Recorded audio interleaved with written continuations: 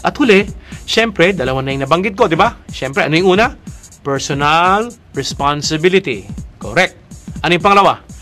Moral integrity. Yan, no? Ano yung pangatlo? Last but not the least, no? Ano yung pangatlong napakahalaga for youth servant leadership? Yung pangatlo, yung tinatawag nating social commitment with the poor. Social commitment with the poor. Ulitin mo. Yan. Social commitment with the poor. Ano yun? Bilang mga kabataan, sa panahon ngayon at sa darating na panahon, nais namin na kayo lumago at magkaroon ng pagmamalasakit sa mga mahihirap. No? Kayo ay mahirap. Marami sa atin mahirap sa ating bayan. Anong tugon natin bilang Kristiyano? Anong tinugon ni Kristo? Nakita natin sa Biblia, siya ay isang naging mahirap, anak ng karpintero, nabuhay sa isang mahirap na probinsya ng Nazaret. No? At siya'y nakipagkaibigan sa mahihirap, nakipamuhay sa mahihirap, nakibagbarkada sa mahihirap. No? Yan ang una nating gagawin. Meron ka bang kaibigang mahirap? Ikaw, marami ka bang barkadang mahirap? O lahat mahirap, ano? No? Diyan nagsisimula ang ating pagmamalasakit sa mahihirap. Nakikipagkaibigan tayo sa kanila, no? Sapagkat madadama mo ang Diyos sa buhay at pananampalataya ng mahihirap. Kala mo, sa akin nga, no? Sa aking buhay bilang pare, no? Mas damang-dama ko ang Panginoon kapag ako ay nasa mga squatters area. Nakakatulong sa aking pagkapare, sa aking bukasyon. Kaya nga, lumalakas ang aking bukasyon, hindi pag nasa malls ako Hindi ko nararamdaman ng Panginoon masyado sa mga malls at saka malalaking building. Mas feel ko si Lord kapag ako'y nasa mga mahihirap. Kaya ako, sa trabaho ko sa Caritas Manila, unang-una sa lahat, mas kailangan ko sila kaysa kailangan ako ng mahirap. Pangalawa, no, hindi lang tayo nakikipagkaibigan. No? Tayo ay gagawa ng paraan upang makatulong sa kanila.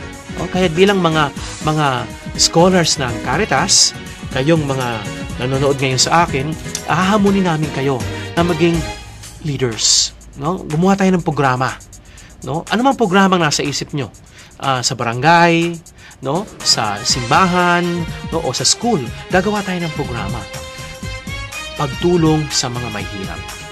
Soup kitchen ba ito? Or tree planting? O maglinis tayo ng kalye? Naalala ko nung ako'y parish priest sa Bikutan, tuwing linggo, naglilinis kami ng yung aming youth program sa Bikutan, naglilinis kami ng kalye. Kumuha kami ng mga walis, ng mga basahan, ng mga waste can, no? Naglilinis kami ng kalye. Purok-purok, naglilinis kami tuwing linggo, no?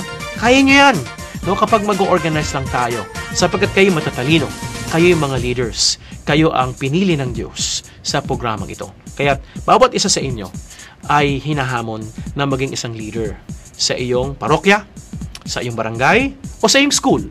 O baka leader ka na, congratulations kung leader ka na. Kung hindi ka pa leader, maging leader ka, maging officer ka, no?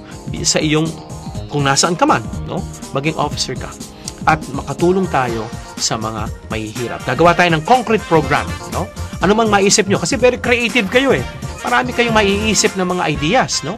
Upang makatulong tayo sa mga mahihirap.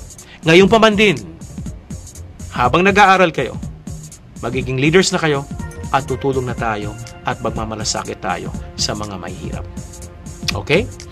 Okay ba yon? Gets? Sure ka? Sige. Palakpak naman kay Lord. Palakpak kay Lord. Okay. Palagi tayo magpapalakpak sa Panginoon. Papasalamat tayo sa Diyos. Ano?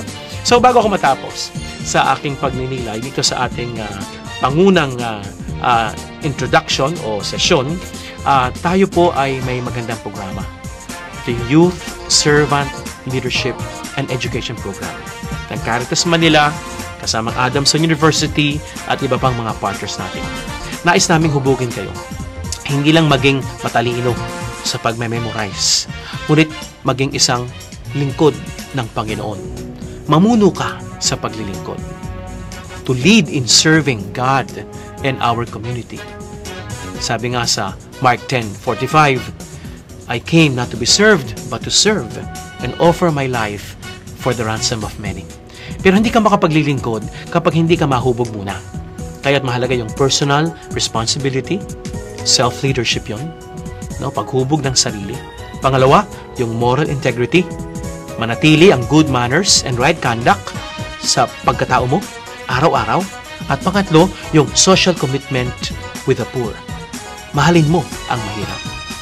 Kala mo si Kristo, kung babasahin mo ang Biblia, sabi nga sa Matthew 25, no? Anong basihan ng kaligtasan o kaparusahan ng tao? Gusto mo bang maligtas? Gusto mong pumunta kay Lord? Papunta ka sa langit? Ano ang susi para ka makarating sa langit? Sabi sa Matthew 25, no? Ano man ang gawin mo sa pinakamaliliit sa iyong kapwa, ay ginawa mo sa Diyos. Paano natin tinatrato ang mga mahihirap sa ating barangay?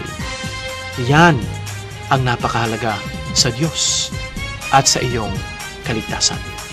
Kaya't kabataan, ikaw ang pag-asa ng lipunan. Kabataan, ikaw ay napakamahal ng Diyos.